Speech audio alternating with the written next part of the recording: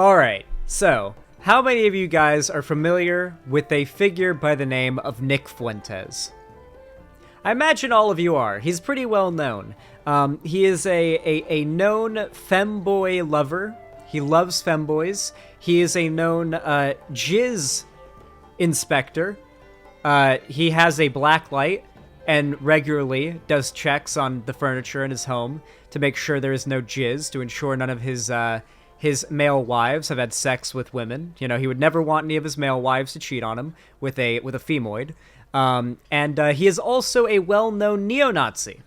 For those of you guys who may doubt this claim, I'm going to go ahead and play a little clip here from Right Wing Watch from Twitter, where he talks about the Jews a little bit. Here's his opinion. When it comes to the Jews, here's the silver lining. It tends to go from 0 to 60. Like, they're not wrong about that. But there's a reason for that. And the reason is them, okay? When it comes to the Jews, every society where shit has gone down with these people, it always goes from 0 to 60. It never starts with burning all the Talmuds in Paris, okay? It never starts that way. But frequently, it seems to end that way. And it gets there very rapidly.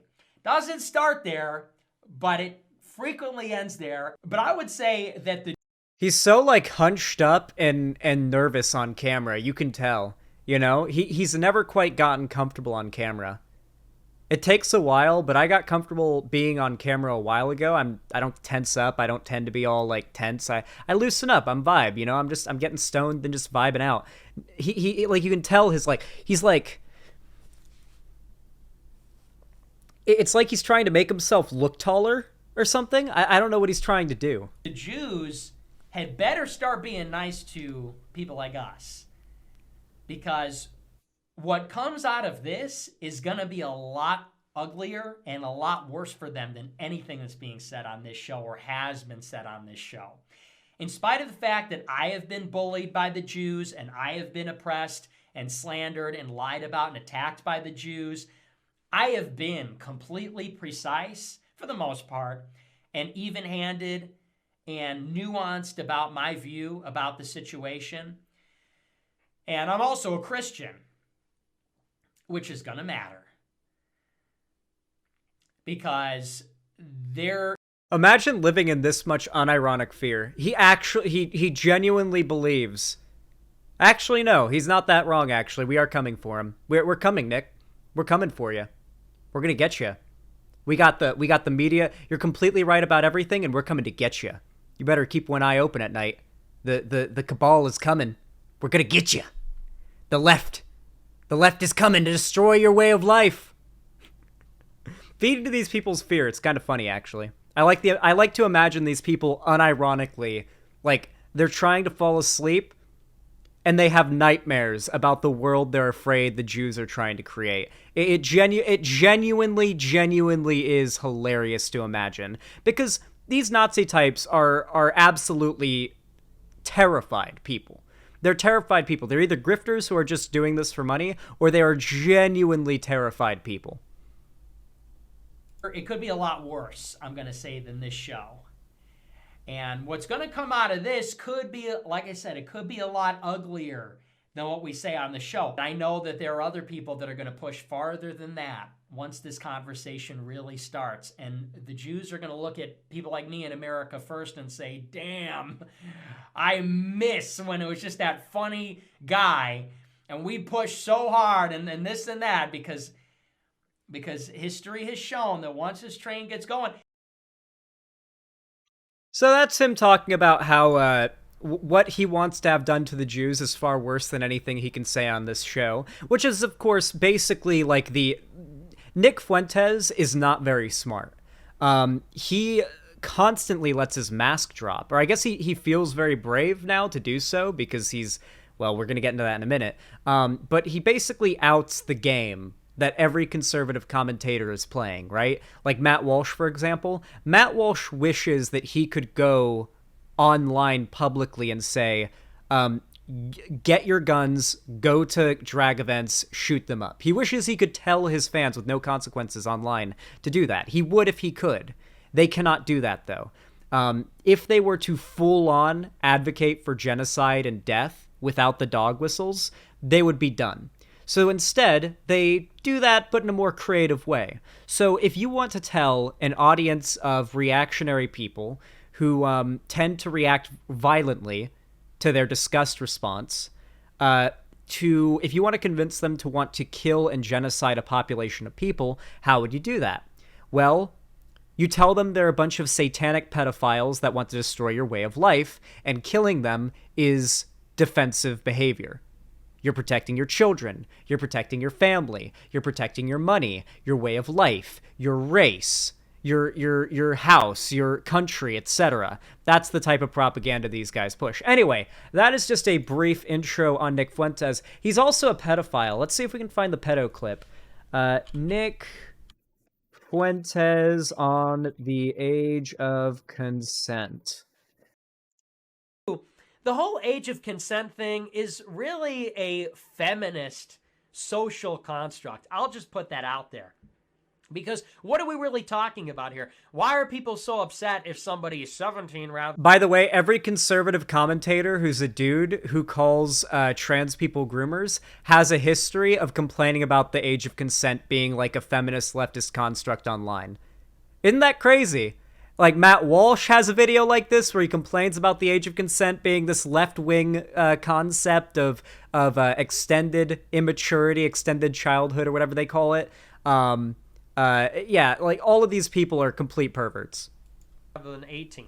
Well, that's because in the state of Florida, the age of consent is 18.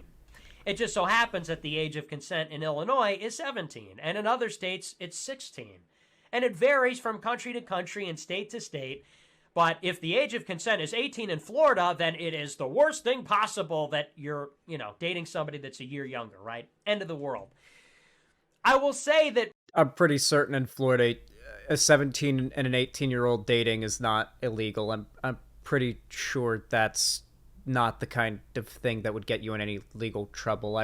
I literally knew 17-year-olds who dated 18-year-olds in high school, and it was known. Parents knew, teachers knew. Like, I'm pretty sure there's exceptions for that. So whatever. So this reality that Nick is talking about, where like we set, like, the feminists are sending men who are 17 to jail for dating girls that are 18 or vice versa, it is ridiculous. That's not actually a thing that happens. At least I have not heard of it happening. Let's think about what's really going on here. Age of consent means the age at which an adult can consent. Do we really believe there's literally a law specifically for those instances, Romeo and Juliet laws? Oh yeah, I've heard of those. Yeah, yeah, you're right. There's literally like a thing in the law that says, yeah, but obviously there's got to be a little bit of wiggle room for like a 17 and 18-year-old, right? Like, obviously, like, we're not trying to send 17-year-olds to prison for making out with their girlfriend that turned 18 a month ago, like, or vice versa. I don't remember. I'm high, okay? Like, we don't want to ruin some 17-year-old's life for nothing. That's not you have to be 18 what these years laws old are in place to for. Consent to sex, otherwise it's rape? Are we really supposed to believe that people, adults, grown adults who are past the point of puberty engage in a relationship and that becomes a rape? So this is Nick Fuentes saying the age of consent should be puberty. To me, what I think age of consent is about is really, and I've said this before on the show, it's not a new take. I think what it's really about is artificially increasing the sexual marketplace value of older women. I think that's really what it's about. Yeah, that's right, man. MILFs really need the Jewish agenda or whatever you think it is to make them seem, to make it so. This is insane. Okay, so the Jews and feminists and the left push the age of consent laws so you can't rape underage girls because otherwise no guy would date older women. No guy would be into MILFs if they were allowed to rape underage girls. That is what Nick Fuentes just said, pretty much. So, that's a little bit of an intro on our boy Nick. So, you'll be very happy to hear that Nick Fuentes, a Holocaust denying neo Nazi, has had a meeting with former President Donald Trump and Kanye West. They had a dinner and a meeting. Nick Fuentes, Kanye West, and Donald Trump, as well as a bunch of other conservative figures, from my understanding. But Nick Fuentes, Kanye, and Trump were together in the same room, and the quote that came out of it from Kanye West is, quote unquote, Trump is really impressed with Nick Fuentes. That is what Kanye said. Trump is really impressed with Nick Fuentes. So, we now have the ex-president talking with somebody who is on video not long ago. That was not an old clip or anything like that. That might have been a couple months ago. Talking about how the things he said on his broadcast don't pale in comparison to what he actually wants to do to the Jews. Awful. Now, here's the thing. Well, this may sound like this is the Nazis getting a massive W. This is actually Trump and the conservatives taking a huge L. The right is now at this point shaving, like particularly Trump's right, Trump's Republicans are basically shaving away every last morsel of like human beings that could possibly support them, right? Like we've already seen the Republican establishment ditch Trump in favor of DeSantis. I don't think DeSantis can bring the same energy to the stage, the same populist anti-establishment energy to the stage that Trump was able to. The problem is I think Trump has destroyed any ability for anyone who isn't either insanely politically apathetic or unaware, uneducated, what's the word for it? Uninformed, to, or just an absolute monster to support him. Like, at this point, you've got Nick Fuentes, known neo-Nazi. Like, if Donald Trump runs again and Nick Fuentes has anything to do with his running, those clips of Nick Fuentes talking about the age of consent, talking about what he wants to do to Jewish people, talking about how the Holocaust isn't real, these things are going to be running on news outlets nonstop. Nazan, bad take. Listen, guys, I hate to say this, but shut the fuck up if you think I'm wrong. When it comes to predictions like this, every time I get told I'm wrong, and every time I get proven right. I actually recently had someone send me, oh, this is good. Hold on, can I show you this image? I think this image is all I need to show you guys in response to, no, Zan, you're wrong about this. This is from 10 months ago. I refuse to believe Zan from Vosh's subreddit. I do remember the anti-SJW shit show from the mid to early 2010s, and I really don't want to go back. I hope Zan is just a doomer, and Vosh is right in saying the online left is in a renaissance, and that will survive.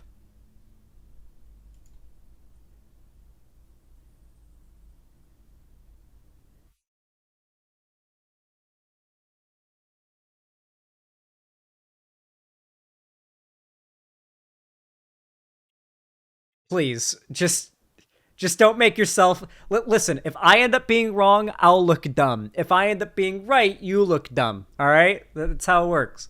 While I do think this is nightmarish, Nick Fuentes has basically been given the Alex Jones treatment. Assuming he might get his Twitter back, both of them might get their Twitters back, but Twitter is currently sinking as we speak. Like, I don't think Twitter's future is very certain at the moment. I'm worried for it, to say the least. But also kind of excited for it to die. Like, it's a mix of I'll kind of miss it when it goes, or if it goes, but I'll also, like, celebrate it going down because it'll be an improvement to so many people's lives. It'll literally make... The world will be made objectively better if Twitter did not exist. Yeah, it's hard to say. Regardless, though, yeah, it's a mix. It's very bittersweet. It's a mix of emotions, right? Regardless, though, Nick Fuentes can really only gain relevance at this point within, like, far-right Nazi groups, right? At this point, anybody who is a moderate conservative or has the mask on associating with him, they are basically strapping an anchor, cinder blocks, to their ankles and letting themselves sink to the bottom of the ocean. Destiny isn't friends with Nick Fuentes. Like, even with, like, the funny haha images where it looks like Nick Fuentes and Destiny are palling around thing, like, the most you can get out of that is it's kind of weird Destiny invited him to his house, but, like, yeah, Nick Fuentes is going to end up tanking careers. Trust me. Sneako's banned off YouTube. Sneako's only real like presence online now is like people with clip channels clipping his like streams on other sites and posting them as shorts. And most of it is old stuff from months ago. Trust me. The things this guy has said are career ruining for him. All right, the age of consent stuff, the like just being an open Nazi and all of that. He is going to act as an anchor that will sink anybody that associates with him. He is radioactive. Anybody who associates with him will basically be limiting all of their like ability to pull people over to nothing but the far right. And while yes, it is a problem that people that are already far right are getting pulled even further right, my biggest concern is that somebody like Nick Fuentes is going to be able to keep his mask on and be able to post content on a large platform and fool people into thinking he is not actually a Nazi pedophile piece of shit, and instead, you know, a like moderate intellectual paleo conservative or whatever he used to call himself. Regardless, that's just my opinion. I've been right about these things in the past. We'll see what happens. I think, like I said before, they can make it bad, but they can't make it last. I do think that this is going to result in a massive resurgence in like more neo-Nazi talking points, but I think in the long run, we're going to see the prevalence of neo-Nazis associating basically no degrees of a separation from popular mainstream conservative figures. That's basically what collapsed the anti-SJW community back in the day. Like, I don't know if you guys remember, but if you think back to the anti-SJW community, it was when people like Andy Worski started going full neo-Nazi race realist that all that shit fucking collapsed, and we saw the rise of BreadTube and all of that. Like, the infighting happened, the optics got destroyed for the right. The right has relied for a long time on looking apolitical, irreverent, cool, like they're just fighting for free speech and just vibes, right? But they're losing that aesthetic. Charlottesville and Christchurch, these events massively contributed to the fall of the right. We just had the Club Q shooting that has been breaking headlines. In a year or so, we may look back at the Club Q shooting as one of the events that led to the downfall of this age of right-wing conservative online hegemony. Not trying to say look at the bright side with that, but I'm just pointing out something that could happen. Very much like how I think a lot of people look back at the Christchurch shooting as an eye-opening event for, where this alt-right radicalization online is leading to. Hell, it even whipped the companies into shape and made YouTube for like 3 years actually ban a bunch of far-right channels, you know? Xanderhall, Tim Pool is actually going mask off about this shit. Yep, I've already talked about it. It is going to result in the collapse of all of it in the end. Trans people aren't going anywhere. All of these massive conservative content creators that are actively advocating for the genocide of trans people, this is going to follow them. Eventually, trans people are going to be, like, accepted enough that that kind of thing is not going to fly. At all. It's going to happen. It's the direction we're headed in. It's the thing that I'm going to keep fighting for. And arguing otherwise is ceding victory to the enemy. Why would you do that? Why would you cede victory to the enemy? Don't be a doomer. Be a bloomer. You can't lose as long as you stay alive. Regardless. If you enjoyed this video, please consider leaving a like, subscribe, and ring the bell icon if you haven't already. Comment down below if you want to, if you want to help support the channel. And of course, if you want to see more from me, donate, subscribe, all that stuff, you can do it on my website, xanderhall.com/live. You can support me financially there by gifting a sub, donating, or subbing for yourself, or supporting me through YouTube, Twitch, Streamlabs, Stream Elements, or through Patreon. But with all that said, thank you so much for watching. I really do appreciate it, and have a good one.